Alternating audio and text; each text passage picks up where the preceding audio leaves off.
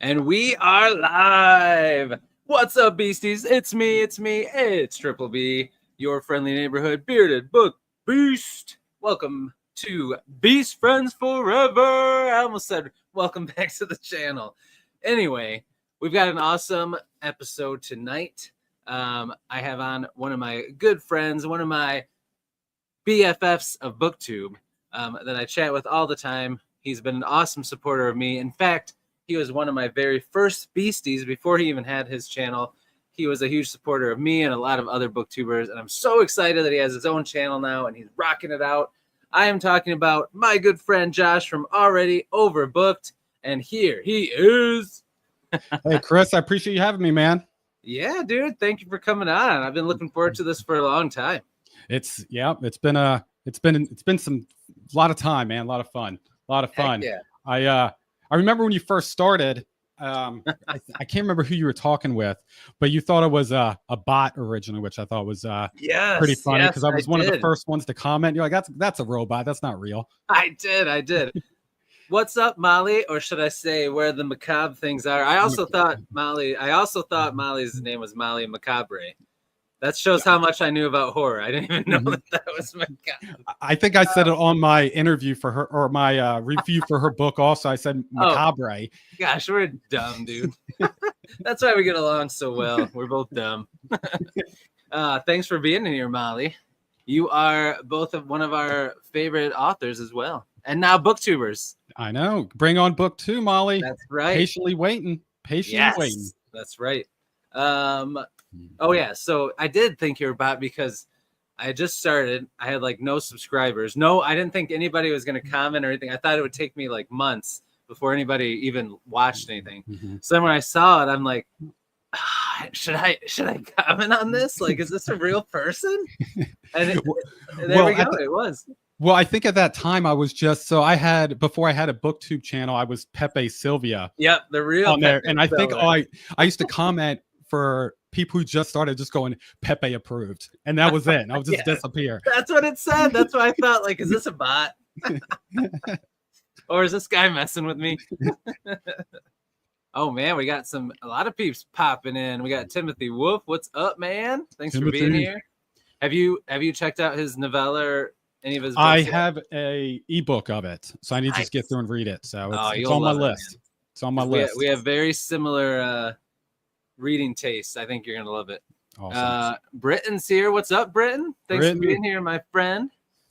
And of course, Kevin. What's up? That's legendary right. Kevin Toll, right there. That's right. Legendary. That's right. He butchered a book that I thought was pretty good on his last review. So y'all should go check out his. He destroys the most recent Reacher book. Oh, does he? Oh man, I'm not caught up on that. I'll have to watch it now. But is there spoilers in it? Because yeah. I would read the book. Well, then I can't watch it yet. Yeah. Yeah. Darn. Oh yes. Talking Story has their producers meeting, so that is fine, my friend. I get it. It's the legendary Pepe Sylvia. That's right. It is. But so speaking of Talking Story, I'm glad Britton brought that up. I went through and watched the trailer for their book coming out, and I was hyped before. I'm super hyped now after watching that trailer here. And isn't that look sweet? That cover looks awesome. It looks so good. It looks so good. Can't wait. It's gonna be so awesome. Yeah, I'm definitely pre-ordering when it becomes available in me too. March, I think they said. Yeah. Well, and they're gonna do they're gonna offer signed copies, which will be cool to have all three of them sign it. I'm a signed copy junkie, man. Like once you get like a couple, it's like, oh man, it's just so cool to have it signed by the author. Yeah. Especially if they write a little note in there. It's just so cool. What's up, avid book junkie? This is Mark. How you doing, buddy? And another awesome new booktuber whose channel is doing great so far. Yeah, we've got an awesome crew in here already. I'm sure some more people will trickle in. But this is awesome, man. It's just going to be so fun to just hang out. What? I drew you a fish. That looks good. Looks good, Timothy. It's just going to be so much fun to just hang out and chat, man, because I feel like through the time before you started your channel, we chatted a lot. And then now, since you started your own, it's just seems like hanging out with a friend. Like, it's awesome. I know. Oh, yes. in the signed copy. Mm-hmm. Yes, I got it. What's up, Shane? Thanks for being here, buddy. All right, sorry, go ahead. You were saying. Oh yeah, time's been flying by, man. I feel like it was yesterday when you went through and started your channel, and you're almost at 1,000 now. You're killing it. So close. You're killing it. So close. It's just it trickles, but it's so close. You're hustling though. You're hustling. Oh, yeah. I feel like every time I turn around, you have another 4 videos out. I'm like, I'm trying to catch up, man. Oh, you toss them out. I know. I don't see how you do it. I don't see how you do it. I don't know either. You're a man. machine. It's insane. It's an addiction. I get that. It's just fun. You know how that is now. You're in the thick of it. It's like you make one, you put it out, and then you're like, already, okay, when am I going to do my next one? What's it going to be on? What should I do? Yeah. I know. Yes, Molly, you are supposed to draw things. You didn't draw anything in my copy of Dark Blue. Yeah, I don't think she drew anything in mine either. I have to go. But she did send really cool stickers and that sweet coffin bookmark. That's probably my favorite bookmark. I use it constantly. I do too. Use it constantly. We got it right here. Yeah, right here. I got it with me. Stays right in the drawer. Mine's in a book upstairs. I switch them up. I like to switch out my book. Oh, I do too. I like. Did you watch my one video I did about my weird habits, bookish habits? Mm-hmm. Yeah, yeah. I match them to the book. It's one, it's weird that I do that. 2, it's weird that I have enough bookmarks to make it always work out. So what book you reading now? Well, I actually just last night I just finished this bad boy. Wave Dan. How was it? Philip's coming on Saturday. It was really good. I really like it. I think because you like First Law, I think you will like this. It's not grim dark, obviously, but there's some dark and dastardly things that happen. But he does a good job of like making you care about the POVs, but also the side characters. You know how Abercrombie's like so good at that. You just love any character that gets any page time. You like want more, you know. And Philip Chase does that. It was really good. I blew through it. It was a really quick read. So awesome. Yeah, it's been on my list. It's been on my list. So when it comes to reading, I like physical copies first. Yep. And then I lean into ebooks and audiobooks when I have time. Yep. But so I keep going, I'm going to read it. And then I get a physical book and I'm like, ooh, I'm going to read this one first. And then I'll jump into it. And I just haven't gotten around to it. But it's hopefully this year I'll get at least the first one done. Yes. And work my way through them. Yes, you should. And they're right. I've heard that as it goes on, it gets more and more dark, which is awesome. Then Shane is spot on. Just read the prologue when you get ready to, and it gets you right away. All right. You're like, what the heck? I love it. I love when I hear books get darker as they go on. I'm a big Red Rising fan, and I try to get people. I'm like, just get past the first book. Just get past the first one. Right, and the first one's good, but I mean, good. every book just gets better and better and darker and darker. Yeah, I love it. I love it. We got some more people that popped in. Tim is here. The power of Tim is in full force now. Thanks for being here, my friend. And then I think I saw, Matt is here. What's up, Matt? Thanks for being here. And I think, Foxing and Fiction. Have you watched any of his videos? Every time he comes on, I just got to say, people need to check him out. He's hilarious, but also his voice. It's like he could do movie trailers. He's got such a sweet, like radio podcasty voice. It's awesome. Yeah, I might have him do my new intro when I hit the year mark. Like, I just need you to introduce me like a big movie character. You should. That would be sweet. I know. In a world. Ooh, Molly's reading some Red Rising finally. Daryl. Just wait. Just wait. I know you're on the first one. Just wait. It gets it's so good. It gets dark. Foxing Fiction says he's got you, man. He's gonna do it. Awesome. Love it. So I do need to thank you. You did something. Thank me. Yeah, I need to thank you. You, since we started talking before I started a channel, you said go through and read this book series. And I was like, why does Chris keep talking to me about this book series? It sounds stupid. Like the title. I'm like, no, why do I want to read a book about a repairman? No. So I finally went through, picked up book 1 of Repairman Jack, and holy hell, it gets you. It gets you. I flew through. I'm on book 6 now, and I'm trying to take my time with it because it ends. So I'm like trying to go slow. So I'm on book 6, but I could binge this whole series. Oh yeah, it's so good. So well, there's a prequel trilogies which you could go back and read, and then make sure you pay attention to, because I still haven't read it. He wrote one more book recently in it, but it kind of takes place in the middle of the series. It's called The Last Christmas. I haven't read it yet, but pay attention to wherever that falls, because it's kind of cool. You'll get to read it like in order instead of reading it after everything's done, but it's really good. And then you got the other books that set up the other characters in the final arc, but I mean, Jack's by far the best. So it's awesome. It's so much fun. It's so much fun. And I get so invested very quickly into the writing. The writing's so well done. So yes, I appreciate that that push, because that doesn't get talked about. I feel like there's 3 of us that talks about the book now. So but it needs to get more love. More love. I think I'm going to do like a why you should read type video soon and talk about it. And then we'll have to do a collab once you get caught up and really start pushing it so people can give it the love it deserves, because it's awesome. I'm expected to be traumatized very soon by your comments on it. So awesome. I cannot wait. Wait. Good. That's good. That's the one that hits me the hardest, the one I told you about, but also in it, one of the henchmen of the bad guy in it, his last name is Cousineau, my last name. And seeing that in there was like, what? That's so cool. I don't think I've ever seen that in a book. So that was pretty awesome. That's cool. Yeah, it's not original. It's not a last name. I feel like that's common, where it's like, oh, it's Smith. It's like, that's me. It's like, no, that's not you. No, that's not you. Not gonna happen. Oh man. So what are you reading right now?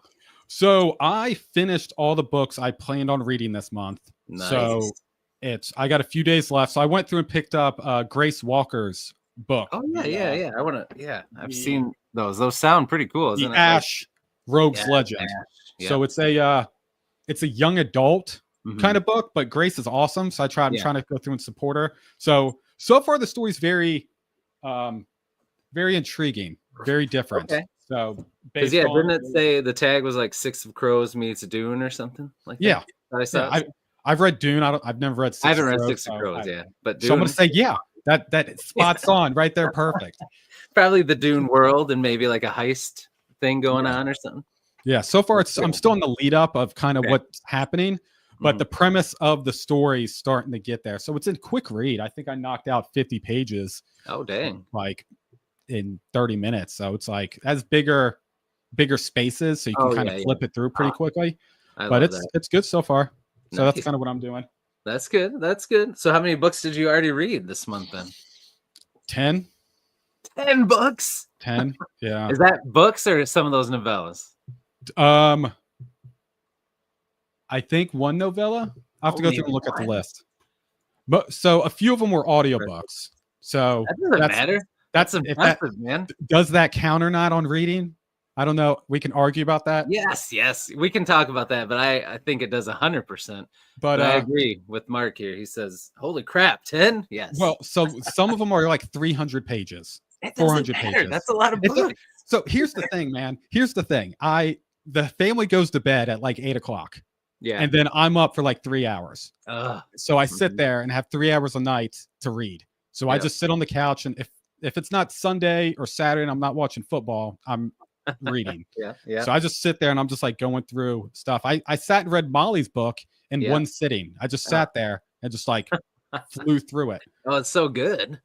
It's those short chapters get you, man. Oh, well, it's so catchy too. I'm like, I'm gonna read one more chapter, and I go, dang it, Molly, and I gotta flip another one. And every chapter leaves you like, okay, I gotta see what happens next. Okay, I gotta see what happens next.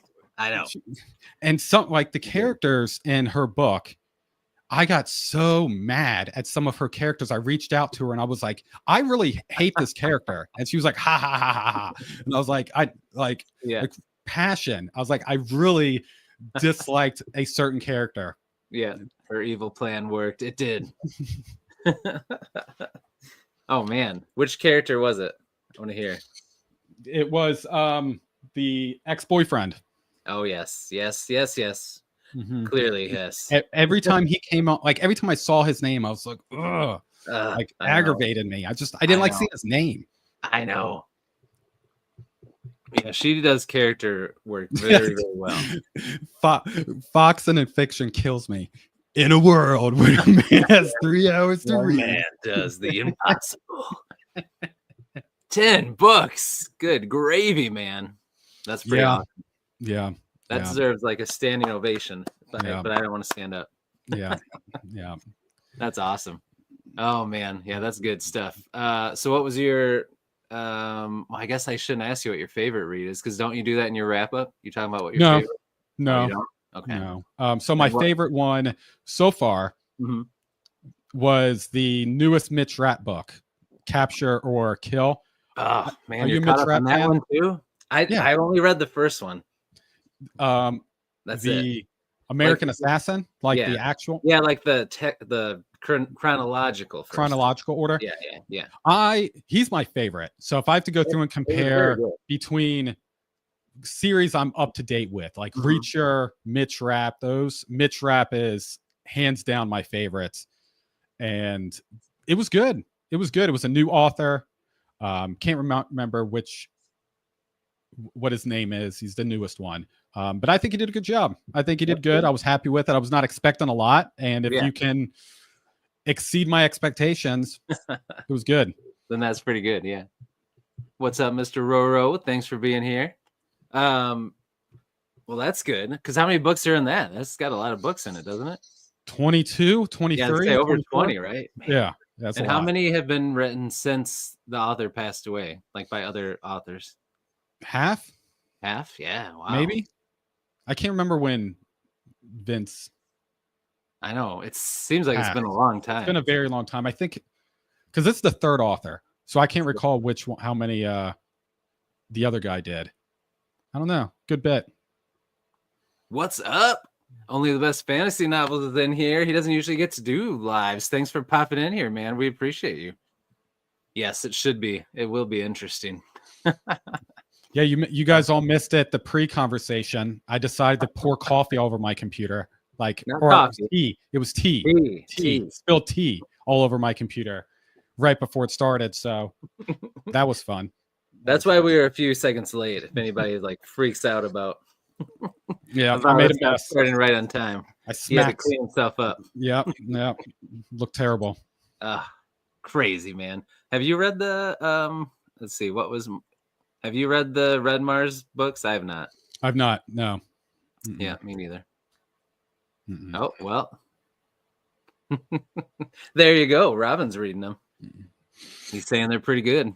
Listen, I trust his judgment. He goes through and he puts out some good reviews. I love good reviews. If you guys haven't checked out his channel, you definitely should go subscribe. He does awesome reviews. And he's a super awesome dude. Very nice. All right, so I do have some questions I like to always ask anybody that comes on, but most of this will just be shooting the breeze, and It's gonna be fun. But I do want to know. So, first of all, my question of the day, I want to know what your answer would be. Have you seen the one for today? If not, it's okay. No, what was the question of the day? All right, so the question of the day was, hold on, my mind just went blank. Okay, I know what it is. Do you write reviews, like either just stars or written reviews, for every book you write, or every book you read? Certain books you read, like maybe if it really spoke to you, no, but you recommend them to other people in other ways, or never? Okay, so video wise, I usually decide before I read the book I'm gonna do a review on it. Okay. From a Goodreads perspective, I rate every single book, so that's usually my thought process with it. That's a good answer. I like it. All right. And the other question I always like to start with. So let's go back to when you were just little Josh, a young lad. What was your first book that got you into reading in general? But then maybe also, what was your first book that got you into fantasy? Okay. So when I was a wee lad, I was not a reader. Okay. At all. I read 2 books. I still own them. Oh, nice. And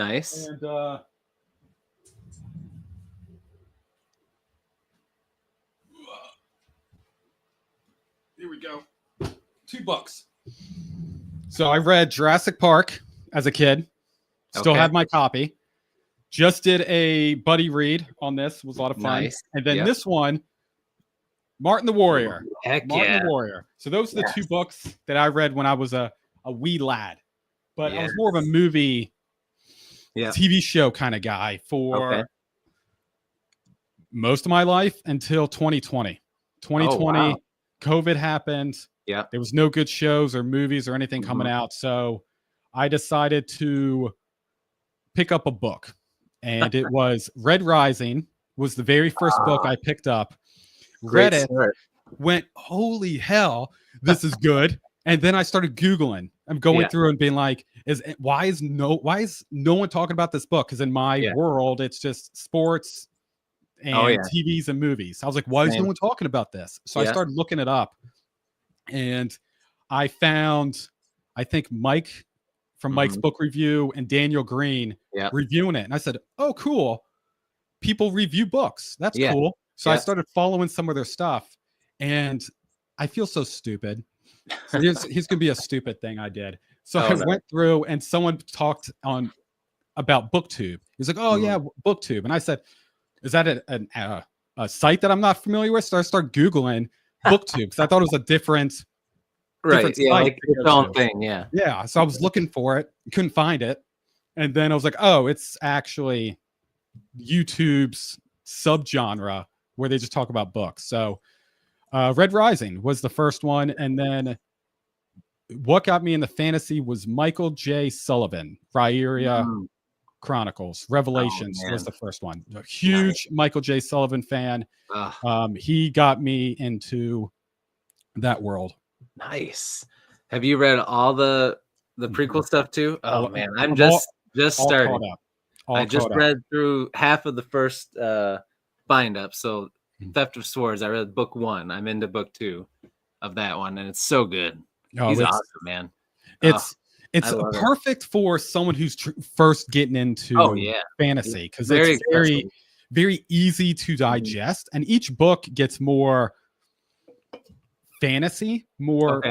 So you get a little bit more into the world. He's definitely baby steps you into it, which is good for someone who magic starting out for sure. I can't even think. I don't even think there's really any barely besides a little bit, but not much. Yeah, it's a very small amount. So I went through those. So I jumped from reading the first 6 books, 3 books, however you want to look at it. Yeah, and then I went from that to going. All these booktube people keep talking about this Abercrombie dude. So I picked up Abercrombie and DNF'd it twice because I could not get into it. I said, I don't understand what's going on. This is, I don't see why this gets all this love. So I started reading a bunch of other books and came back and was like, oh man, this is my favorite author ever. That's awesome. I knew you loved it, but I didn't know you DNF'd it. DNF'd it twice. So I'm very adamant on DNFing a book is me, not the book. Okay. So I try to give them a retry. I'm like, it could have been my headspace, could have been not my mood, or I'm just too dumb to understand. And I'm going through that now with Malazan, however you say it. DNF that 3 times now. Oh man. So that was last year. I'm gonna try again next year. Soft DNF. Try it again. Trying again. That's good. Just with the first book. Gardens of the Moon or whatever? Just the first one. Yeah, just the first one. Yeah. Nice. Yeah, I read the first I don't know, first like 50 pages of it, and then I stopped. But I got those broken binding ones coming, so I think I'm gonna try it again. And we'll see. I didn't dislike it. I think there was just other stuff that I'm like, I'd rather read this right now, you know. Well, I don't mind taking notes on books. But I don't want to have to take notes on books. And that's the part that keeps getting me. I'm like, I don't want to have to do this. I choose to sometimes where I go through and write notes down, but I don't want to be like, wait, what's happening? And then having to flip through. Like, I'm not trying to study it. I just want to read and have a good time. I know. Because yeah, there's a lot going on with a lot of characters, and you just get dropped in. He doesn't hold your hand for sure. Timothy said he surrendered at 45%. You made it pretty far. That's almost halfway through. That's pretty good. Better than me. Yeah. Agreed. Same here. Now, Fox and Fiction said, I didn't know, is Netflix adapting Red Rising? I hadn't heard that. Don't play with me. I know. Don't play with me. This like an animation thing or actual live action? We'll have to look this up. You looking it up right now? Looking it up right now. All right. Let's see what this is about. See you, Britton. Thanks for stepping in, man. See you, Britton. Oh yeah. I've been telling Avid Book Junkie all the things he needs to hop on, for sure. So I'm not seeing anything right now. Oh, okay, yeah, because that's what I'm seeing here. It's pretty much like he's got a guy. He knows a guy. He knows a guy that knows a guy. He's doing the voiceover for it, so he's like, "Oh, I mean, I shouldn't have said anything." Yeah, he's like, "Oh, it's a rumor." He's not at the liberty to discuss it. Oh, Timothy said Gardens of the Moon went to a crow's POV, and he said that was it. Oh man. All right, so those were the books that got you in. So did you not read really anything much up until 2020? Other than school forced me to read. What? So you've caught up on all these thriller adventure series in just the last 4 or 5 years? Yeah. And all the fantasy you read? That's impressive, man. Yeah. Because I took a big break too until about then. And all I read before that was Dresden Files and Repairman Jack. Every year I'd read whichever one of those came out. And then I started reading some Repairman Jack here and there. Or not Repairman Jack. Reacher. Jack Reacher books. But then I didn't really read anything else until around COVID. And then I got into First Law, caught up on Dresden Files. But man, that's impressive. You read so much in the last few years. That's awesome. Yeah, I just so I went through and cut out. I figured out, okay, where am I wasting my time? Yeah, I like this reading stuff. So I was like, family, work, can't change that. Right. But what else can I do? So when I was, now that I work from home, I get an extra 10 to 12 hours a week back because I'm not driving. So I'm like, okay, well, I'm reading. There we go. And then that's my time. That's awesome. It's good. It's fun. So you're 100% remote then? It's so nice, man. Yep. It took, that was another positive about COVID. They were like, why are you coming in the office? I'm like, I don't know. I don't need to. Appreciate you. And then, I feel like a lot of companies did that. It was like, oh, well, we can make this work. Why go back to the way it was before? Yeah. It was pretty sweet, man. It was a lifesaver. Saved a lot of money and a lot of gas. Oh yeah, for sure. I bet. That's awesome. That's we're moving this summer, and when I do, I want to try to find because my first teaching job was actually remote. I taught online, and it was a lot of fun. But then I just needed to, get into a district where I could make more money and carry benefits and all that. But with my wife's new job, she'll have the benefits. So I think I might try to find some more online teaching gigs because working remote is just so nice.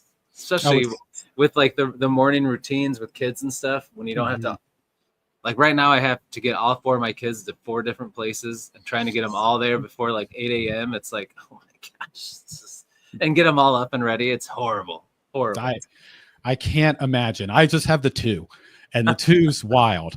So my wife is a rock star and she does most of it, taking the kids to school. But when she has to go to work and I have to do it, I'm like, oh my goodness. Like, oh, this is terrible. Can we go? Like, let's go, kids. And then we're waiting in the car line. And I'm like, oh my goodness, it's taking forever. So it's, oh yeah, I know. It's true. There's always something, right?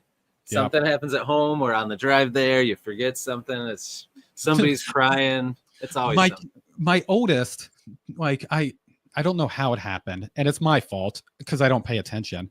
But we were almost to school, and he was like, "I forgot my shoes." I was like, "How do you forget your shoes?" So I had to go through, and we had to turn around, and drive home to get him his shoes. I'm like I blame myself for not checking, but I'm assuming when we have to walk to the car, you're going to put your shoes on. That's going to be something I don't have to check. Yeah, but now how old is he?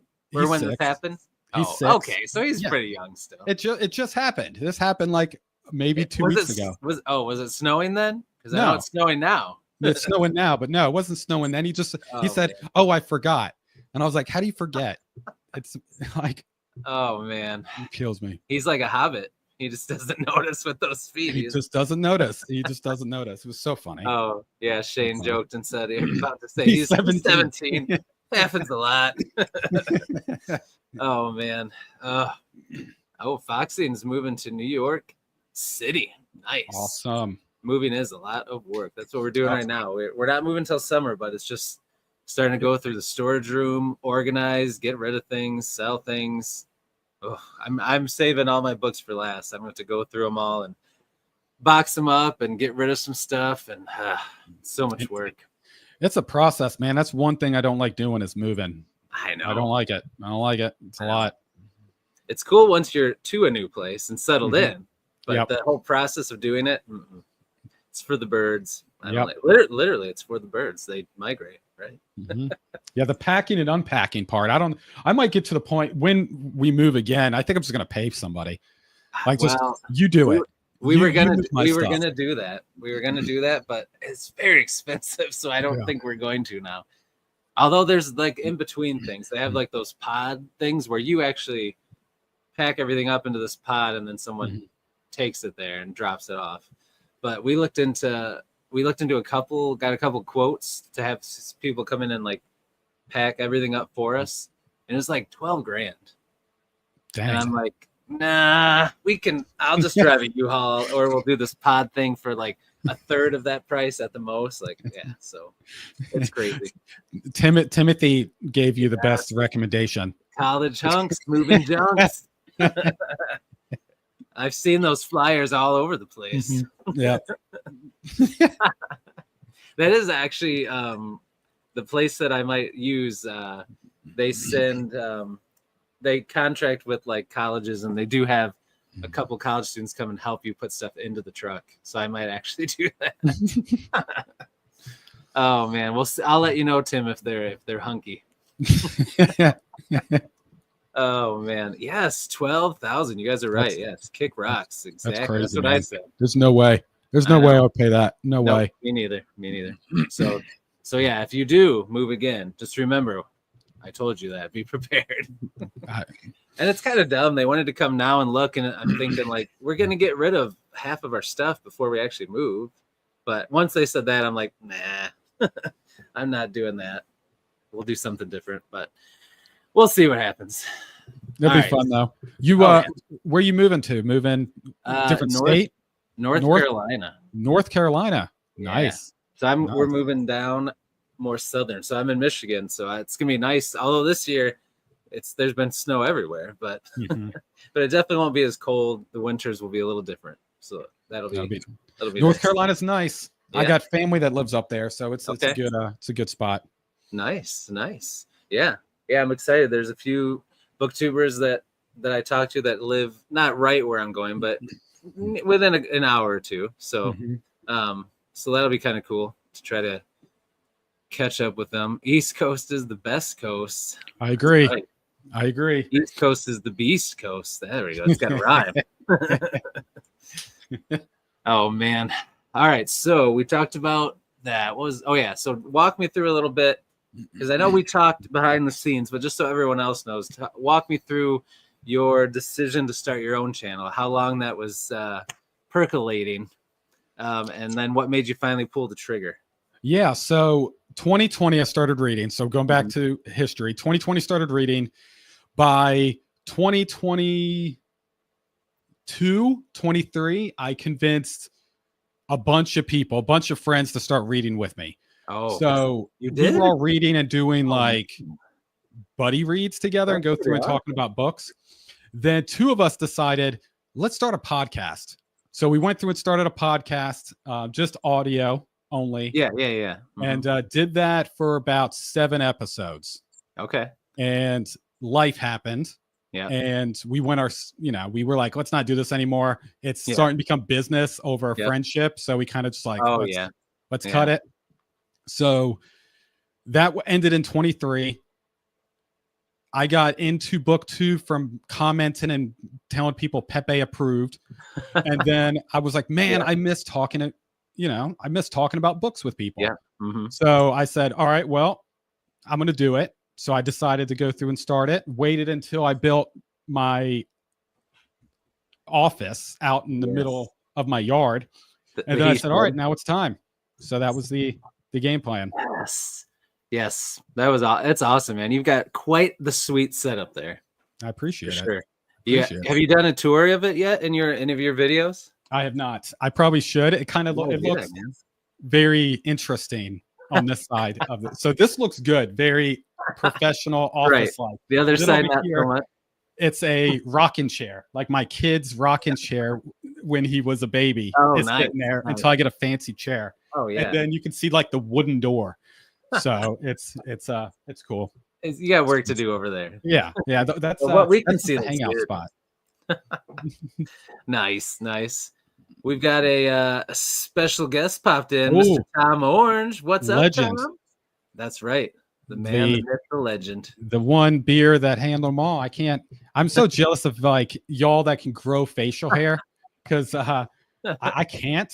Or I can, but it patches. Oh, and it grows out different colors. This comes out, it comes out black, white, and then orange. Like not even joking, orange at the bottom. That's like 3 different colors. Red in mine. If I let it grow too long. Mm-hmm. I've got red and gray and white in there, but you should just go for it, man. I can't, man. It's like all this is empty. So it looks like you have something. Oh, see, Tom said all he can do is the stash. He rocks it. I know. So you just need to start your own thing. Just have 2 patches in each cheek. Just this part. I got it. Oh man, that's what I'm talking about. Yeah, it's gonna be good. We'll see if the wife will let me do that. I'll try it out. Right. I'll try it out and see what she thinks. It's kind of like what are they called? The big sideburns, mutton chops or whatever. Except for it would just be the chops, not the mutton. Oh man. All right, so cool. And how's the channel been going? Like how has that affected your life with because you kind of have everything carved out for your reading beforehand. Mm-hmm. And I mean you probably maybe you watch a little less booktube and now but still that time to do content's got to come somewhere. So how's it gone still having time to read and making sure you have time for your family and work? So I don't do any reading when the family's awake. So I'm with them during that time. Mm-hmm. So when they go to sleep, I read, watch football, or I do booktube stuff. So there's 2 days a week I do booktube stuff. Okay. Right now it's 1 day a week now for football, and then the rest is for reading. So my reading cut down a good bit because you gotta make edit, time. you gotta do all this fancy stuff. Mm-hmm. And then it's not too bad. I figured out a routine. It kind of took a minute, but I got a good set cadence down. Yes, you got a system. That's good. Mm-hmm. That's good. Yep. Now you say you watch football 1 day. Do you like record everything and just watch it all in 1 day? No, because only watch. Well, college is over with. Yeah, college is done. So right now it's just playoffs. So now playoffs were on 2 days. So you watch 2 days. I watch 2 days. Don't be lying on here. Whenever it's on, I go through and watch it. Whenever it's on. So and then well, I mean during the season, and there's Sunday, Monday, Thursday. Yep. Saturday, Sunday. Yeah. Yep. Watch them all. Watch them all. Sometimes once you get some action going in the late season, you got a football game every night. Oh, look what I say. Another Birds fan. There we go. Go Birds. Not the Eagles. Go Birds. Go Birds. They are. I mean, Saquon Barkley, man. Whew. He's incredible. He's a beast. I'm just I'm worried about our defense, but we'll see what happens this week. We'll see what happens. They better win because I don't want Washington to go any further. Well, I want Buffalo to win and I want us to win. That's who I'm rooting for. I'm rooting for the same. I agree. Tom, I hear you. One day, Tom. Steelers fan. One day. I know. Oh, I was hoping it'd be my Lions versus your Eagles, but sometimes life is tricky like that.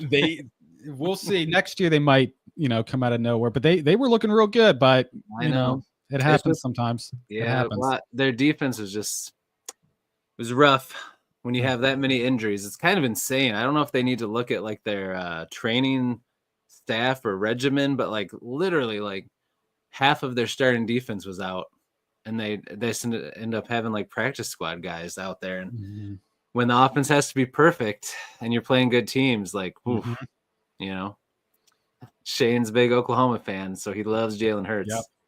Did you see that? Said he's gonna unsubscribe because he's a Giants fan. So I'm sorry. I'm sorry for you. But there was a clip where it zoomed in and Barkley's lined up next to Hurts, and he looks at him. He says, "Watch this," and then he ran that 78-yard touchdown. I'm like, "That's sick." Yeah. Yeah. Oh man, they're a fun team to watch. I do like watching them. Although after last year, I thought that coach was going to be done for. They kind of just gave up on the season almost. It was kind of wild. Yeah. It frustrates me, but that's Eagles fans. You know, we're passionate people. We're passionate. You know, we love you when you're doing great, but if you're doing bad, we're going to tell you.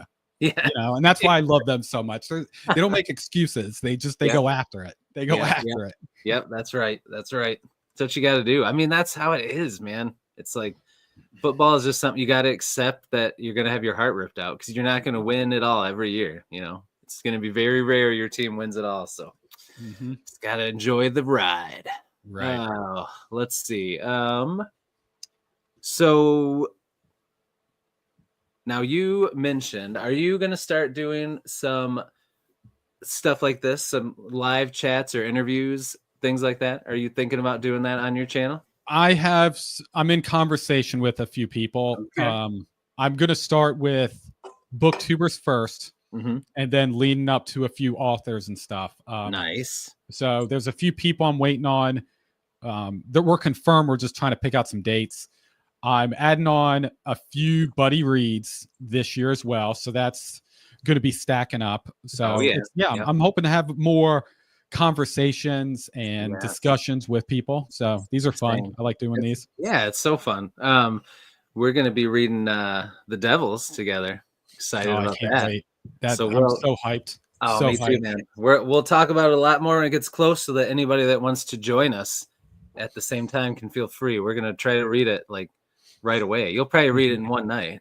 I will wait. We will do it together. Be like, stop at this chapter, and then we'll go through. That's gonna be hard with him, man. Oh, I flew through his books faster than any book I've ever read. Like, oh, so good.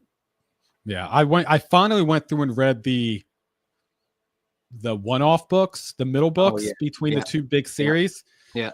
And man, Heroes was so good. Wasn't it? It was so good. Like hands down, my favorite book of last year was Heroes. It's so good. I know. I think it comes out. Is it middle of May or end of May? Middle, like the 14th or something. Yeah, I know. Yeah, that's right. But yeah, I agree. Those are so good. I think, and Heroes was my favorite one, but I liked them all for sure. They were all really good. That was the first book that he started doing that jumping from character to character during a battle. And it's crazy what he can do in a paragraph, make you care about this person, their whole life story. You know, he just sucks you in and then he's so good at that. Yeah, he's definitely top tier. And I tried to get a copy of The Devils. Tried everything outside of driving to his house. Like I did everything trying to get an art copy of that. And I'm pretty good at pestering people, but they were I got nothing. But one of these days I'm gonna get an art copy of his book, and it's gonna be great. It's gonna be great. Did you see Patrick Leo's new video? His sci-fi fantasy news thing that he does every week. He talked about how rumor is that he's going to, after this Devils stuff is done, he's going to go back to First Law and do kind of like a standalone, but not really standalone, a bridge trilogy, kind of like those 3 middle books, and then another 2 trilogies in First Law. That's the rumor. Oh man, can you imagine? Don't get me too excited. I know, another 9 books. I'm all for it. He can write as many as he wants. Just keep it going, man. I truly enjoy. There hasn't been one of his books where I didn't like it. Oh, same. I love it. I'm excited. The Devil sounds so good. And I think it's gonna be a trilogy too, right? I think that's what he. I think that's right. Yeah. And I think he's done with them all, if I'm not mistaken. Oh, really? Oh, yeah. I think you're right. Yeah. Oh, it's gonna be so fun. He does that. He goes through and writes his full trilogies out, and then so does Michael J. Sullivan. He does the same thing. So he writes all of his books out, and then he's like, all right, putting out this one and putting out this one, which I think is real cool because he can go through and write the ending and go like, all right, now I can go back in my other books and tweak a few things based off of how I wanted to end the book. Yeah, exactly. That's a good way to do it. What's your favorite trilogy in Michael J. Sullivan stuff? Just the original one, or? I love Royce and Hadrian. They're great. But I think my favorite that hits me and it's probably because I've read all the other books, so I've gotten so connected. But his most recent trilogy, the Ezra Hardin, man, the I know Nolan, Ezra Hardin, and Fairlane and Fairlane. Those have really nice covers too. Those three hit me in the feels. Like I sent him a message as soon as I finished the books, and I said, "You got me in the feels," and he just responded, "Ha ha ha ha!" Like the dude's so cool. Like he's such a cool guy. And then his whole story of how he became a writer. I don't know if you're familiar with. No, I'm not. So if I could be wrong on the specifics, but he wrote for like 30 years of going through and writing all these different books, and then never got published. So he ended up writing the Rhaeria books, and it was just for his kids. He wrote the books for his kids. Oh, wow. And his wife was like, "This is amazing. We need to publish this." And he's like, no, I've gotten denied so many times. I'm done. And she said, "No, I'm your manager now. We're publishing this book." So they kickstarted it, and it blew up. And now he's a published or an author now. And he's tossing all those books out, and he's the man. Got special editions, and that's awesome, man. That is a cool story. I knew they were self-pubbed, but I didn't know that it went like that. That's pretty cool. Because it was 6 books originally, and then when Orbit, or was it Orbit? Were they the first ones again? Yeah, and then they turned them into a trilogy and just combined them all. Right? It's so good. It's a fun story. It's a fun story. So you mentioned asking me how do I go through and juggle everything. I'm curious, how do you juggle everything? Working, family, booktube stuff? Reading? I don't know. How do you do it? Same as you. I really don't do anything until night. Like, so I'll do a little bit throughout the day, like on my phone if I've got downtime. But yeah, like once I get the kids in bed, then I either read or work on this kind of stuff. Making videos or shorts or whatever. And you just make it work. And luckily I'm a night owl, so that helps. Like I can stay up till midnight or 1 every night and only get 5 hours of sleep and be peachy keen, I'm all right. So yeah, that's it. But it has been a big adjustment, like, because I was reading a lot. And then this summer when I started this, it didn't seem too bad, but it's because I was on summer break because I'm a teacher, so I had the summer off. Then once fall came, it was like, oh my gosh, I don't have time to do anything. when I don't have any time to read anymore.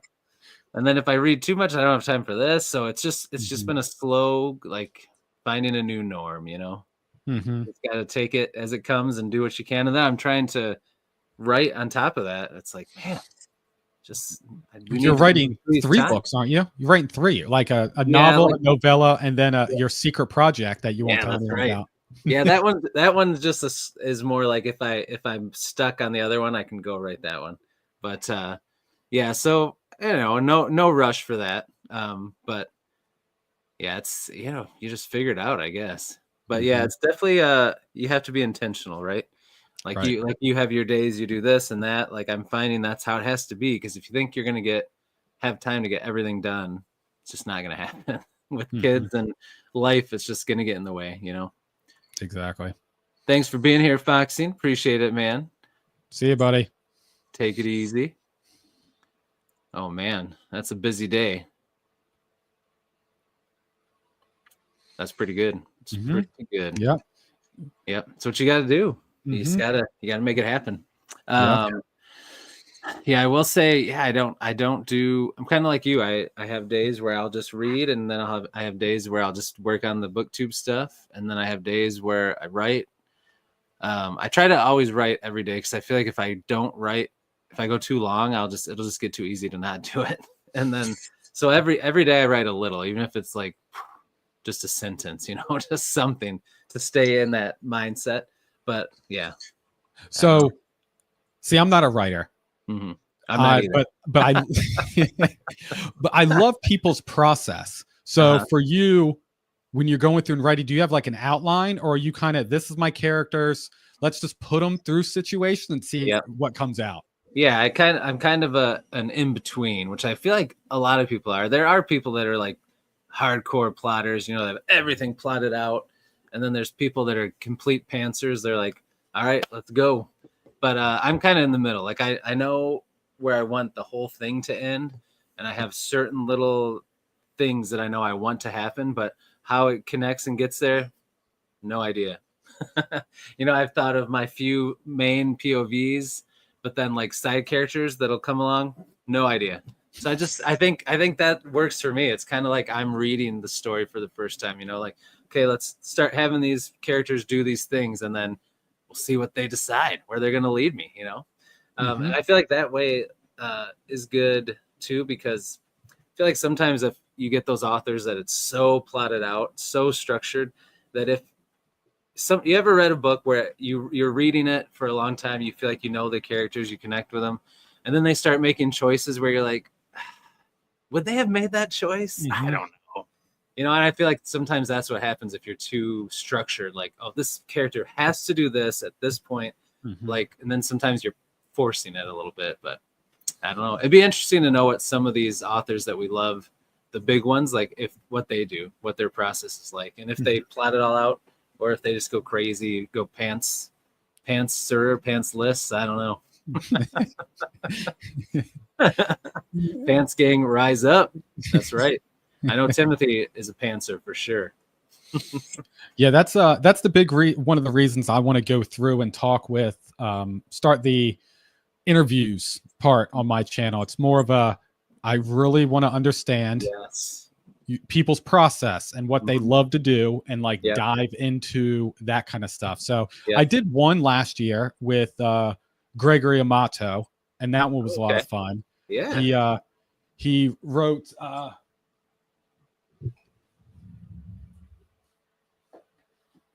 Bird and the Bear. So this was his book. Oh yeah. Whoa, man. Whoa. I'm breaking stuff again. I'm breaking stuff. Yeah. So good thing you didn't have your tea again. It's all the way over there to the side. Not going to knock it safe. Again. I knew I recognized that name.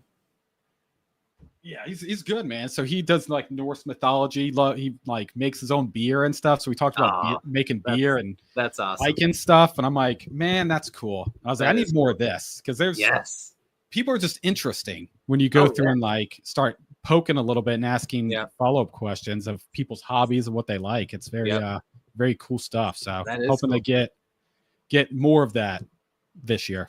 Yeah, that's awesome, man. So how many interviews did you do through your podcast? One. So authors, I spoke with probably 5 or 6, but actual interviewed was 1. So I actually got Greg Hurwitz. I interviewed Greg Hurwitz and that was crazy. So I was totally shocked. So hold on. If nobody knows, that's the author of Orphan X, which is one of our favorite series. Yes. Go ahead. Amazing. So he also writes comics. I didn't know if you knew that. He's written some Batman comics. I have looked that up. I've never read any. Have you read any of his comics? Very cool guy. Very cool guy. So I just got a wild hair because we were doing a recap of all the Orphan X books on an episode. And we were like, yeah, let's do that. And I was like, I'm just going to reach out to Greg and see if he wants to talk. Yeah. And for some reason, even though we had only 2 episodes out, he said yes. And I was like, yes. What? Okay, cool.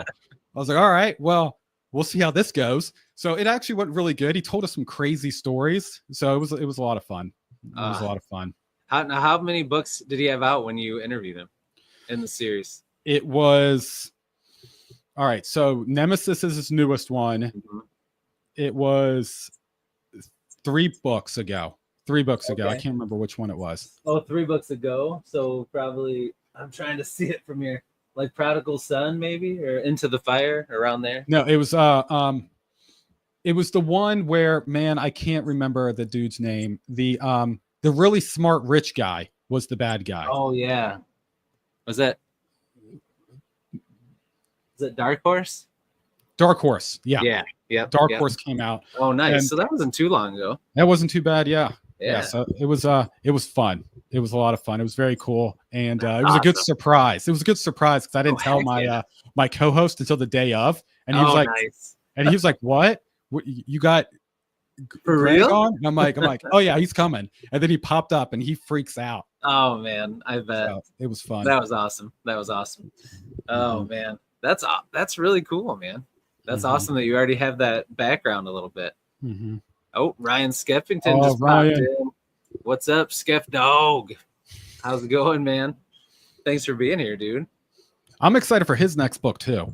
Yes, me too. His book 1, I was very surprised how much I enjoy it. You know, it was cool, wasn't it? For his very first book. And definitely I think how he wrote it, he was just like, if I'm not mistaken, he was just in the car. He's like, I think this is a good idea. And then he wrote it. I'm like, I could never do I know. That. Like, come on. He's such a cool dude. Mm-hmm. Yeah. His second book is awesome. I'm reading a little arc of it, and it's pretty sweet, man. Mm-hmm.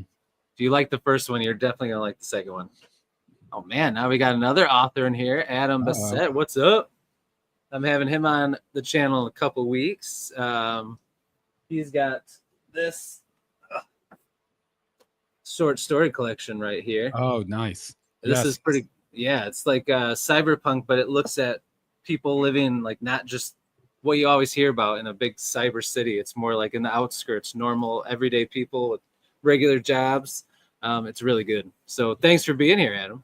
Yeah, I actually read his Animus Paradox this month. Yeah. So it was very good. Yeah. Very good. Yeah. Very like high tense. Yeah. Yeah. It was a lot of fun. It was a lot of fun. I'm almost done with it. I'm like 3/4 through it. So I'm gonna finish it up probably this weekend. But I like it a lot. It's good. It was intense. Like I'm very excited to read his next books I go through and come out. Oh yeah, me too. And now we got EL Montague in here. What's up, EL? Thanks for being here, dude. What's up? Another awesome author. He's got some awesome books too. I've read his novella To Catch a Witch. Have you seen that one? No, I've not seen it. No. Okay. That's right. Oh man, just so many awesome people, man, in this community, isn't it? It's just so nice. And probably as a sports guy, like I used to have X, my other account, it was all, I had it for sports, but then politics always are in there. And it would just be such a negative place. But then when I switched over and made just this booktube only one, like it's so much better. You get some of that stuff that sneaks in, but overall it's just so positive, you know? I love it. Yeah, it's day and night. And I had an X account a few years ago. And I got rid of it. I was like, I can't. It's too like, people get way too angry. I was like, I'm done. And then you convinced me to jump on X again with me doing conversation. Yeah. And so I've been on, and I'm like, this is what it's supposed to be. Just people being cool and not getting too angry about everything. So it's like there's some really very really cool people on there. Oh, here you go, man. Let us know the origin of your review style. You do awesome reviews. Like, did you think that through, or is it just on natural? That's just how you do them. So it is the exact same style that I did with the podcast. Okay. So the exact same style, but I had to cut the fat. So I've had to teach myself, because before I was like, I have an hour. I can ramble on for an hour about this. And then now I'm like, all right, I don't want my videos to be too long. I was like, so let me cut it down and get it just to the meat and potatoes for a 10, maybe 15-minute video. So that's kind of how I go through and do it. It takes a while to go through and, think through everything. So that's kind of why I plan ahead of what book I'm going to review, because I take a lot of notes for those books when I'm going through them. Oh, yeah. I mean, you have to. If you're, like you said, if you know ahead of time you're doing a review, you have to, because it's so easy to forget little things, when you get all the way done. And then, I know, I agree. I got to start doing reviews. Like, I have so many that I want to do. And then it's just, when you're reading a lot for this stuff, it piles up quick. You got to stay on the ball. I mean, I do put stuff on Goodreads and all that, but like doing video reviews, I want to start doing that again. Yeah. I was to say another awesome authors popped in, JC and Byrne. He's on my list as well to go through and read. I hear nothing but amazing things about his book, so he's on the list. He unfortunately it's the same thing. Got a bunch of ebooks. Got all of his books on there, and it's like I'm gonna get to it, and then but he'll get there this year. Yes, he is the GOAT. Oh, and Cinna's here. What's up, Cinna? Thanks for being here. Because as a comic and superhero guy, like, have you watched or read Invincible? A few of them, not a lot of them. Okay, but it's very, very similar to that, and it's so good. Like, the main character, he talks a lot of smack, like kind of like Peter Parker does with Spider-Man, and it's so good. It's fun, but it's also, the characters are very deep for how like fun it feels. It's also got this underlying like deep, serious tone to it. It's good. You'll like them a lot. Isn't there a space bear? Yes, there are space bears. It's like a race in it, and they're pretty awesome. and that's the part that sold me, that made me buy it without like I bought them all. Yeah, and I haven't read one word yet. It said space bears, and I said, "Okay, I'm in. I will love this. I just got to actually sit down and read it." Oh yeah, for sure. Oh man, let's see. What was I gonna ask you? Got sidetracked. We got all these awesome people popping in here. Yes, everybody loves the space bears, man. So we were talking about writing. Now, have you ever thought of writing your own thing, or is that just something you're like, no way? I've thought about. I got a book of ideas. Book of ideas. Nice. Me too. I've written a few years ago when I was doing the podcast. I wrote like 5 chapters of a book, and I still have it. And then I just haven't written anything else. I don't know. I need to find the time if that's something I want to do. But right now, no, I'm enjoying reading and doing this stuff now. Maybe down the line I'll jump into it, but not at this moment. So 5 chapters you had written already? We were so me and the co-host, we were trying to, hey, within a month, let's write and see how much we can write about a book. So I wrote 5 chapters. He wrote, I can't remember how many, and then we were like, oh, this is cool. But it's a lot of fun to go through and write. And I had a blast doing it. But just the time. Can't do the time right now. No. You gotta make choices, right? Mm-hmm. You gotta focus on things. That's awesome, man. What kind of, was it fantasy or thriller? Like, because you're into a lot of different genres. So what was the book you were writing? Like, generically, you don't have to go too deep into it. Yeah, it was not modern urban fantasy, but it was like historical fantasy kind of thing. So very small amount of magic. Okay. Yeah. But it was mostly about the impacts of war and family. Ooh, that's kind of what the premise of it, of like, how far would you go to protect your family?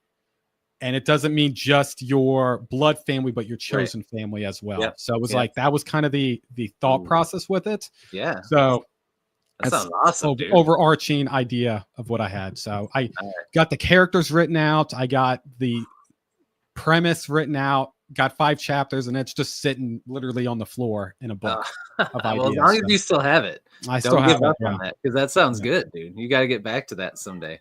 Yeah, someday we'll see. We'll see. Oh, we will. I'm gonna keep on you about it now. Keep pestering me about it. I'm not gonna let you forget about it.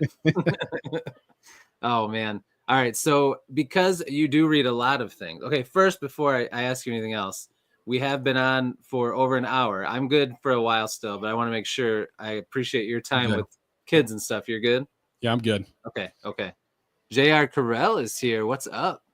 Have you seen, you just read one of his, right? Yeah. I just finished More Than a Gunslinger. Yes. I love his writing style, and I cannot wait for his Dracula book to come out. I'm so hyped for that, because in his first book, there was this first few chapters, like you were just following that character. And I was like, and then I want more. And he's like, oh yeah, I'm going to write a whole book about it. I'm like, yes, dude. Yes. Give me a full book about it. But More Than a Gunslinger was a lot of fun. I was really a good revenge story where his character started with like being the big fish in a little pond, and then roles switched, and now you are a small fish in a big pond. Very, very cool. Ooh, very awesome premise. A lot of fun. I've got a couple of his books. I gotta get to them. I love those covers. They're just so cool. Oh, they're great. Awesome. They're great. Very good stuff. All right. So because you read a lot of different genres, I'm curious, what would you say at this point is your favorite genre to read? Like if you could only read one, which one would you go for? Because you are well read. You spread things out. I read everything. I read the most of fantasy books. Okay. Like that's majority is fantasy, science fiction is right there, and then thrillers. Okay. I do a lot of those. But if I could only read one and had to get rid of everything else, probably fantasy and historical fiction is a lot of fun. I like reading. Bernard Cornwell is great. Yeah. So books like that would be probably my top 2. Nice. That's good. What is your I guess I'm not going to say you have to say favorite of these, but top couple, what would you say is your favorite book you've ever read and author that you like to read? Tough questions on here. That is very tough. Favorite author, just because I'm only reading because of him. It has to be Michael J. Sullivan. Nice. I love that guy. Into it, yeah. And if he says I'm putting out a recipe book, I'm going to go through and buy it and put it on my shelf. He got me in the reading, so he's hands down my favorite. Is he the best author I've ever read? No. Right. But he's still hands down my favorite. Best book I've ever read? That is very hard, man. I don't know if I can answer that question. Best in fantasy? I could probably say that. So best in fantasy, probably arguably a Abercrombie book is probably one of my favorites. I love all of his books. Oh yeah, me too. So probably an Abercrombie book based on my mood. Best series so far that I like. So look, you did a video recently on best series, and I think I gave you crap. You did. I really like Dresden Files. It's a lot of fun. But I think Repairman Jack is going to take its spot once I finish it. It's hard for me to say what series is better than another when I'm still trying to get through it. Yeah. So I like that. And then I don't know, man. There's so many good series. I know. There's so many good books. It's very hard for me to pinpoint a favorite, and that's why I haven't done a rating like these are my top favorite of all time. I'm like, I can't do it because it really depends on what mood I'm in on who's going to be where. You just got to go with the mood that day, man. I know. I might eventually go through, but I think Last Arguments of Kings is great. Have you read what is it called? The Brian Staveley Empire's Ruin? Have you read it? I have that. I haven't read it. That book's so good. Is it? I've heard it's really good. Did you read is that part of a series or is it a standalone? It's part of a series, right? It's part of a series. It's part of a series. I would read the full series. Yeah. Did you read them all? Yeah, I'm all caught up. Nice. Okay. Yeah, I've heard that they're really good. The cover is sweet too of those. So many cool covers in fantasy, man. Ooh, I haven't done. Did you do audio for Repairman Jack? I never did. No, I got them all here. I read them. Yeah. So I haven't jumped into the audio books of it, but I'll definitely test them out if you think they're good. Well, she says she's having trouble. There must be a change in the narrator. Oh man. So that's kind of a bummer when you get used to one and you like them and then they switch it up. Tom Orange said you got to have a spreadsheet. I do. It's so impressive, man. So I got a fancy spreadsheet here, but it's you do. I think I'm good with my spreadsheet. And then I see other people share theirs. And I'm like, okay, mine's childish, but it's like you and Tom got to compare spreadsheets. Yeah, I have to look at what Tom does. Yes. Because I was asking him about when he read something. He's like, "Oh, let me check my spreadsheet," and it's like from way back. I'm like, "Oh, that's awesome." I'm have things like written down on a piece of paper somewhere. I got to get with the times. See, so what do you do with yours? How far back does yours go? Your spreadsheet? Oh, when I started in 2020. Oh, man. So it has the title, the author, when I read it. It has what I rated it out of 10. And then it also has will I read it again and a 1-sentence summary to help me remember what the book's about. Dude, that's awesome. Yeah. That's kind of hard to do though, a 1-sentence summmost. Yeah. I mean, it's not like you're putting out there for everyone to see. It just has to be enough for you to remember. Exactly. And it's most of the time what I put on Goodreads is what I put on the spreadsheet. So if you see some random stuff on Goodreads and you go, Cowtown, what does that mean by Cowtown? And that's like, if you read the book, you get it. Yeah. You get it. If not, then you won't. Then you won't get it. You just like he just says random things on here. It's like, I just, it's what helps me remember. Hey, it's whatever works. It probably gets people to read it. They're like, I got to read about this Cowtown. Cowtown. And then for Repairman to 5th Repairman Jack, it just says Mind Virus.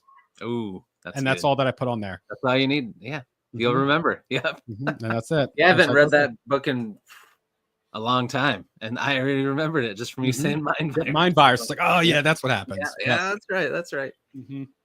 Yeah, you were coming up on some heavy stuff, man. Oh yeah, here we go. Ryan says he loves the 1-sentence reviews. You should do shorts where you just say whatever your weird thing is that you put in there and just have an image pop up and that's it. Just end it right after that. Make it real quick. That's funny. That's funny. Yeah, I might consider doing that. I thought about getting in the shorts. It's I created a few and I was like, man, this is taking way longer than I think it should.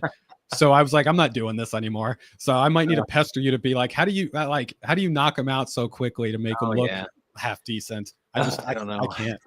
The ones I make a bunch through CapCut. I literally just once a day I'll go in and look at all the what do they call them? The templates, and I'll be like, oh, that'd be a funny one to do with a book thing, and I make them, and those get me a decent amount of views. But the ones I make with actually me, like sometimes I don't feel like doing them because they just don't get any views. It's just I haven't figured out the algorithm. I don't think anybody has. It's all just blind luck.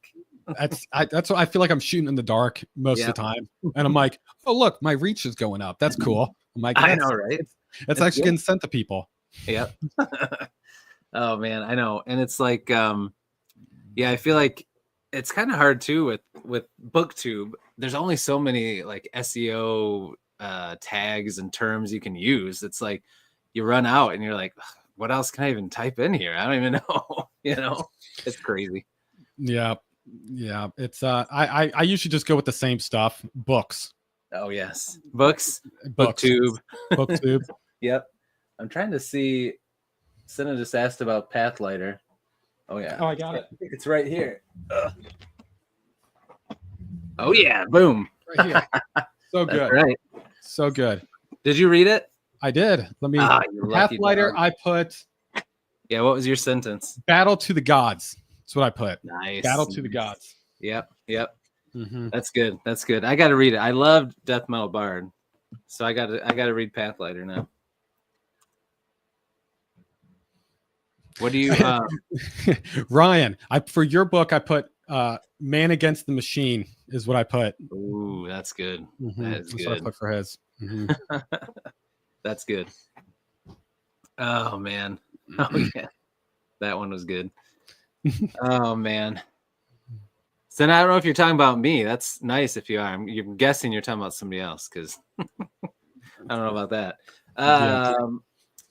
Shoot. I keep forgetting. I'm sure it was life or death, whatever I was going to ask you. And now it's just somebody somewhere is they're going to bite it because I can't remember what I was going to ask you. So I got a question for you, man, if you don't mind. How do you rate your books on a scale of 1 to 5 or 1 to 10? What do you prefer? I do 1 to 5. So, okay. So this is what I do. If I'm going to do it on the channel, or I'm trying to start a website, I'm going to do it on there. I'll do like my own rating out of 5 stars, where I actually I split it into categories, and then for each category, it's like up to a full star. You know, like I did a couple early on, but then I haven't done any more since. I need to get back to it. But I'll do one on like characters, like dialogue, world building, pacing and prose. Or like the writing style. That's usually how I do it. And then like each one gets, a quarter star, a half star, a 3/4 star, or a full star. And then at the end I add them up, and then that's the final tally. But then if I'm doing it just for Goodreads or something like that, Amazon, especially Indie Pub, like if I like it, I'm just going to do a 5 star because I want to help the star rating on there. But if it's on my own thing and it's not going to affect their rating, then I'll do that system. Because you do yours out of 10 though, right? Yeah, I like doing it out of 10. And I have a description for each one for me to remember. So it's like 10 is amazing, 1 is the worst. And it was funny. I was talking to Ted from Ted Red Instead. And he's like, what would consider being a worst? And I was like, well, in the past 3 years, I rated 1 book the worst. Just 1 book. I usually DNF before that, but I just hated this book. And I was like, I'm going to finish this. Yeah. And I finished it. I was like, maybe it gets better. It doesn't. And then I learned I just need to DNF a book. There's no reason why I'm going to finish a book. So I usually DNF pretty quickly if I'm not feeling it. How much time do you give it? Like if you're not feeling it, how long will you go before 50 pages? About 50 pages. That's solid. Yeah. I feel like that's enough. Yeah. So I get about that far, and I'll know pretty quickly. And I don't need a lot. I just need a plot that makes sense. Give me the premise, and then give me something about a character that I can understand their why. I don't need to like them. Just let me understand them, and then I'm good to go. Yeah. I'm pretty simple. But when you can't even do that, I got to drop the book. I got to drop it. Yep. I know I have a hard time DNFing books, but I do need to be that same way. Cause it's silly when there's so many things you want to read to just, like you said, hate read and finish it. Like I got to finish it, even if you're not enjoying it, but I mean, luckily, like most of the stuff I've been reading lately, I haven't felt like I need to DNF it, but I'm really bad at DNFing. I'm like way too like, I don't know. I'm too like, I don't want to say positive because that sounds dumb, but I'm too like, there's this part's really good. It's gonna be good. I'm gonna get through it. But yeah, I'm with Tom. Like we talked about this. We're both terrible at DNFing, and we probably need to get better at it. We need to be more like you. You need to teach us your ways. I DNF about 7 to 10% of the books I pick up. Okay, that's not bad. It's not bad. No, it's not like I thought you were going to say. I was going to say. Andrew does like 50%. I feel like DNF 7 out of the 10 books I pick up. Yeah, he's probably sitting at about 95%. Yeah. No, so I've learned kind of what I like, so I can tell pretty quickly by reading the back of a book if I'm going to enjoy it or not. So. Yeah, that's true. I don't really just go in blindly to something. Yeah, I do. It's usually something I'm pumped to read. So yeah, it takes a lot for me to want to stop. That's true. I agree. 0 DNF since 2019. With that spreadsheet too. That's impressive. See, he has a Excel tells him what to go through and read. He goes, should I read this book? And Excel goes, no. And he goes, he doesn't read it. That's what it is. Yeah, that's right. It reviews He's got an algorithm in He's there. an algorithm for that. So, Tom, share your algorithm, man. Yeah, share it out. Now, Senna asked this. I am going to actually read now. Timothy, if you're still in here, me and him are going to read Court of Thorn and Roses in February, just for Love Month, romantasy. I think Rowdy Player One might jump on that with us too, but and I'm also going to try Fourth Wing. So maybe in February might be when I do finally DNF a book. So we'll see. We'll see how it goes, but it's going to be interesting. But yes, I hope you love it. I hope your whole channel turns into romantasy books. I'm gonna just be like, you know what? I can't read anything else now. This is it. This is my calling. These are my books. Oh, you might be prophetic. Who knows? I don't think that's gonna happen. I'm glad I'm not the only one that doesn't DNF. Molly agrees. She can't do it either. We've talked about this. We're just troopers. But I did like what Ryan said up here. He said the world needs more optimists. I like that. Mm-hmm. This is why he's going to be the governor of Oklahoma someday. Someday. I'm waiting for him to pop a video going, all right, it's happening. I know. Going. He's so charismatic, man. He could do it for sure. It's gonna be awesome. It's gonna be awesome. Heck yeah, we're all gonna move to Oklahoma. Mm-hmm. Oh man. All right. So what's your big books that you have planned for February? What are you most excited about? Let me see. What do I got? What do I got on the list? So we got. I'm starting The Forgotten Moon by the great Durfee. I want to read that this year too. Huge Durfee fan. Super excited to go through and get to that one. Man. All right. When are you reading that? In February? Early or later? So I'm stuck between. So Tom, I watched a video of his, and this book was not on my list at all to read. And he talked about We Used to Live Here. And he was like, "Oh yes, I know." He made me want to read it too. So I got the audiobook, and that's gonna be one of my audiobooks I listen to. Okay. In February, so I'm super excited about that. Yeah. And then can't go without A.M. Knight's book. I have it somewhere over here. Oh yeah, I got those too. I got to start reading them too. The Freeing of the World. I'm gonna read that, and then obviously book 6 of Repairman Jack are. Yes. The books I'm going to go through, the top books. And then I have some other shorter ones I'm going to go through and knock out as well. Nice. Oh, yeah. Tom's reading Blackest Heart right now. I got to get to those. I'm so excited. They look so cool. I hear nothing but great things. They've been up there for a while, and I'm a huge Durfee fan. He was one of the first ones I started watching consistently on BookTube. So it's that one. And then, again, We Used to Live Here. I don't know much other than Tom likes it, so I'm going in. He sold me on it, man, because he was pumped about it. Mm-hmm. And I know, and something about a book like that where you know that a lot of people don't like it, but then someone else loves it. You're like, I got to see what it's all about. Right. I love that difference. Yes. Of I hate this. I love it. I'm like, all right, well, let's see where I fall. Yes. So I'm going in, not looking outside of what Tom said. I'm not listening to any other perspective. I'm just going in and seeing what it's all about. So we'll see. We'll see what happens. Well, and he did it on audio too, so that's good. That's good to know that it's a good audio. Well, and this gets me pumped. Senna says Forgetting Moon has the darkest scene she's ever read. I like that. We like. What I like to hear. It's what I like to hear.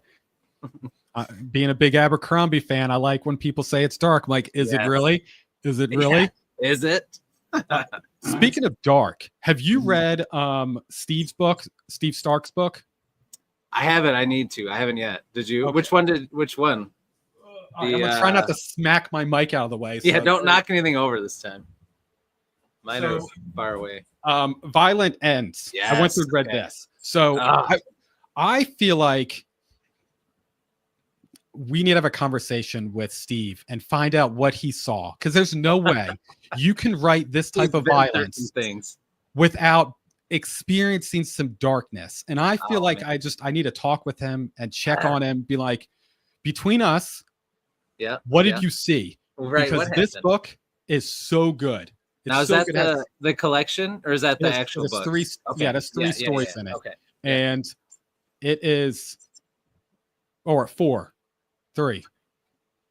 Yeah, there's an afterword in there too. So it was real good. It was such a good story. And it, like, these indie authors, man, like, I didn't start reading indie books until recently. That's what I was going to ask you. These indie authors are killers. Killers. And it makes no sense to me. I only read just traditional published books, because these indie authors, in my opinion, more times than not, I pick up and I just am blown away by how well they write. Yeah. And so I'm leaning way more into reading indie nowadays than anything else. Yes, I agree. I am too, man. I haven't read a bad indie book in the last couple of years since I really dove into it. It's just great one after great one. It's awesome. And the part that bugs me about people who read indie books are the ones that complain going, well, I found a misspelled word. I'm like, but how was the story? Well, they forgot a comma here. And I'm like, okay, cool. And was the story amazing? Was there space bears? That happens in traditional published stuff too. All the time. So yeah, and that's my thing. It's like, don't complain about editing. Like, I don't care. Me neither. It's just, give me a good story, and it's a banger after banger, and it's so good. It's so much fun of reading indie books. Oh man, I know. I agree. Yep, it's true. As long as it's coherent, and as long as you can tell what you're reading, obviously. But yeah, it doesn't bother me at all. I mean, half the time I don't even catch it, because if it's a good book, you're just in the flow. It doesn't matter, because if a word's misspelled, you still know what it says. Right. Oh man, let's see. Oh yeah, never mind. I thought it said something else. Let's see. What was the first indie book that you tried out? Do you remember? No, I don't. I'll have to look at the spreadsheet. That's good that you've read. Yeah, get your spreadsheet out. You got it right there. Spreadsheet. I think the very first one was Bird and the Bear by Gregor Amato was the first one. Oh, okay. But then I read immediately after that Dark Bloom. Immediately after that, Normie. Immediately after that, Sledge. More Than a Vampire. Sledge. Chains of Prop. Like, it's like back to back of indie published people, and it's all of them. All of them were amazing. Yeah, and then read some good ones. So it's good stuff, man. It's a lot of fun, and it's real cool when I have to travel for work, and then I can go take like a bunch of indie books into the airport, and I'm reading these amazing books on the plane. So I was going through and reading Sledge. So I flew to Texas for work, and I was on the plane reading Sledge. And you've read Sledge. Oh yeah, read it. So there's parts of it where I can't help but going, damn. Yeah. Damn. So like, I'm sitting there reading, I'm like, oh, like making noises on the plane. And like, I know, I'm like, people are like, what the hell's wrong with this guy reading the book, making all these noises? But it was such a good book, man. Oh like, yeah. He just like, he killed it on his first one. Killed it. Oh yeah. It's so good. He's working on the sequel. It sounds like it's going to be pretty awesome. I can't wait. Oh yeah. I think it's going to have a little at first I thought it was going to have a little supernatural flair in it, because it's like Sledge versus the Wendigo or whatever, but that's like the name of the group he's going up against. At first I was thought like a Wendigo, like the supernatural creature. That'd be sick. But that, alas, that is not what it meant. But that's so good. One of my favorites of the year for sure. Man, I just thought of something got it. Dang it. I really wanted to know what you thought about something. Yeah, you need a paper and a pen next to you and take some notes. I need a spreadsheet for or something, or like a piece of paper to write it down real quick. Be like, what do you think about this? I'm getting old, man. It happens when you get old. You start forgetting things. Oh, I know what I know what I was going to ask, because Senna was talking about how it's hard to tell what's independent on audiobooks, and I think maybe it's just me, but have you ever noticed like the traditional published, the audiobook, the covers are always different than the regular covers? I don't know why. Maybe it's like a rule, it has to be different. But the covers on the audiobooks are some of like the most hideous covers ever. It looks like somebody just quick threw together some clip art or something. Like, have you noticed that? They're always really strange. It's like, why can't they just use the one from the book? I mean, sometimes they do, but a lot of times they don't. I don't get it. Yeah. I don't know I feel like they're just trying to save money. Yeah, probably. So, all right. So the big question, I got a question for you. Mm-hmm. We talked about it an hour ago. Oh. Is audiobooks, is that reading? Is that the same? Is that the same? Yes, you're consuming a book. So I don't get when people say it's not. I don't really understand. I mean, like, okay, so when you have kids, so when your kids are little and you're reading to them, are they not reading? Yes, your kids are reading, right? That's helping them learn how to read. It's hearing a story. That's what it is, right? Yeah, I feel like it's all semantics. People go, well, your eyes have to be on the paper for it to be reading. I go, technically, but are you still consuming the amazing story? Right. Then I consider it as, did I consume the book? Then yes, it counts. But if you want the technical dictionary definition, then I guess it's not. Right. But in my opinion, it's so much better than TV and stuff like that. I don't know. I just enjoy books so much. So I consider it, yes, but I've read enough people arguing about it. Well, I'm like, I get where you're coming from. I don't agree. And I feel like it's kind of ridiculous, but I agree with what you're saying. It's like, if it was a different version of it, like maybe they changed everything compared to the book, but when it's literally the same words that are in the book, it's reading the book. It's just a different way.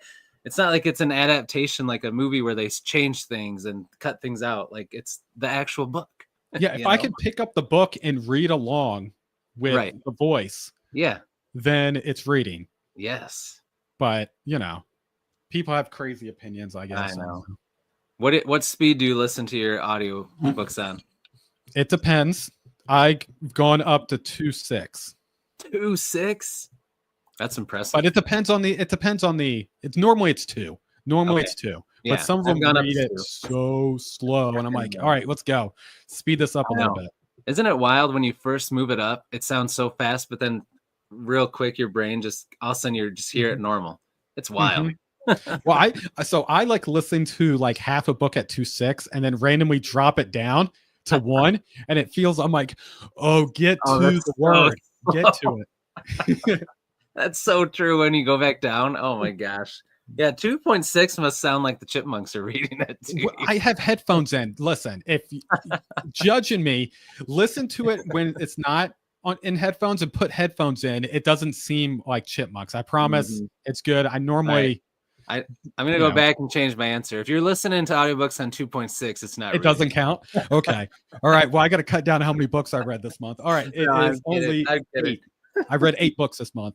Oh, man. That's awesome that worked. Now, I need to know, because my problem with audiobooks is I cannot, like, just, if I'm sitting in a chair, like, I got to be reading a physical book. I can't just sit and listen. I get too distracted in my mind. But if I'm, like, doing stuff, I'm busy doing stuff around the house or driving or something like that, I love audiobooks. But just sitting, like, do you ever just sit in your nighttime reading and listen to an audiobook, or do you physically read most of the time? So when I'm in my jams, I don't just right? In your Eagles jammies, my Eagles jams, footy pajamas. Yeah. So what if I'm sitting on the couch listening to a book? I have to do something else. So what I normally do at 2.2 times speed is I play chess on my phone. So that's my favorite thing to do if I'm not doing anything else. So I like playing chess. I'm a big fan. Yeah. So I listen to a book while I play chess, and that's kind of my You can focus on both. So like chess is such a thinking game, right?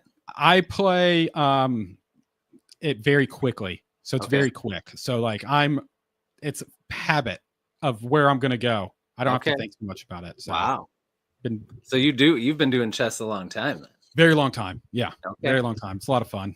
I enjoy it. Did you ever watch the bald booktuber Scott, who he doesn't do much content anymore, but he was one I watched a lot. He's a huge chess fan. So yeah, I don't know. You guys have to play chess sometimes if he ever comes back. I'm decent. I'm not okay good enough to go through and say I will challenge anyone on here. No, I'm not that good. No, but I'm good enough to beat my kids, so that's always fun. Oh, that's good. Well, I'm gonna tell you a secret. You could beat me because guess how many times I've played chess? Once. Zero. Never. Times. Not, and I don't have anything against it. I just nobody I knew ever played, and I just never got into it. I guess it seems very interesting. I mean, it's got a very fantasy or historical fiction feel to it, with the knights and all the pawns and everything, right? Oh, we got a couple of Johns in here. I saw John Stevenson was in here earlier. Thanks for being here, my friend. But John Douglas just popped in too. Oh, John. Had to show up late, of course. John cracks me up. He gets so many people angry, and I find it very comical. He's like, if you look up "popper" in the definition and in the dictionary, there's a picture of John. It's right so underneath. Funny. Like the his video and that men don't read. Oh yeah, he reviewed that article and then he put it on X. Yes. I was like popcorn. I'm like, let's see how many more people John can piss off, and I loved it. Every second of it. It gets me so excited. So calm too. He he handles it so well. It just rolls off. And then he just has a good comeback. People get more mad. It's great. I love it. He does. He's good with quips for sure. I want to shout out Senna at Library and Legs. This is pretty impressive. So she never goes faster than 1.2 to 1.25, and she read 296 audiobooks last year. That's almost like one a day, almost. That's impressive. Crazy. That is awesome. Hats off to you. I know. Life goals right there. If I could read 296 books in a year, that TBR would get a lot smaller, a lot quicker. Yeah, I'd be curious, like, is that all Audible or do you borrow books from the library? Because I have like Libby, so I can download books for free. I'm curious, is that like going the free route? Or are you spending like Audible money on 296 books per year? I know. I think she rents or maybe uses her credits, but I don't know. Maybe she is. Maybe she's got a big book budget. Yes, a special. Audible goes through and gives her a special price. Tom, have fun watching Celebrity Jeopardy, my friend. We appreciate being here, dude. Take it easy. See ya. All right. Well, I guess it is 8:40. It has been an hour and 40 minutes. I suppose we probably should think about wrapping it up because like I told you before we came on, where I am in Michigan, it's been really cold and snowy, and we've had actually 4 snow days in a row. But tomorrow it's going to be back to school for one day before the weekend. So my kids are going to have a hard time. So I do need to get them to bed. And anything else that you wanted to talk about before we wrap it up, or anything you wanted to ask, or anything you wanted to say or shout out, anything? No, I think that's it, man. I think it was a good conversation. I think once I start the videos of interviewing people, I'm definitely going to see if you want to jump on the mine, and we'll go through and we'll have a good old time. And same thing with a lot of these cool people in the chat. Expect me to pester you very soon about hanging out. There's a lot of awesome people to talk to in this community for sure. Well, thank you, everybody, for saying all these nice things. Appreciate it. Yep. I almost forgot again, but I didn't. So if anybody watched my my wrap-ups, I talked about a new thing that I'm going to start doing in 2025 called Beast Buds. And my good friend Josh here, when we read The Devils, that's going to be part of that. So we'll kind of read it over time. We'll do some check-in videos I'll record, and then I'll put out a collab of all that at the end of the month, and then we'll do one of these lives to talk about the book and our process. And I'm also doing one with Timothy Wolf, Court of Thorn and Roses, and I'm going to be doing one with Mrs. Molly McCobb. So look forward to all of that. Just had to shout that out because it's going to be fun. Can't wait. It's going to be a lot of fun. I'm super excited. Super excited. I think it's a great idea too. Like I really like the idea. I was like, man, I didn't think of that one. You can feel it. Let's see, what could we call it? It's got to be something good with your name. I don't know. We'll I gotta start thinking of some cool stuff. Gotta start thinking of something.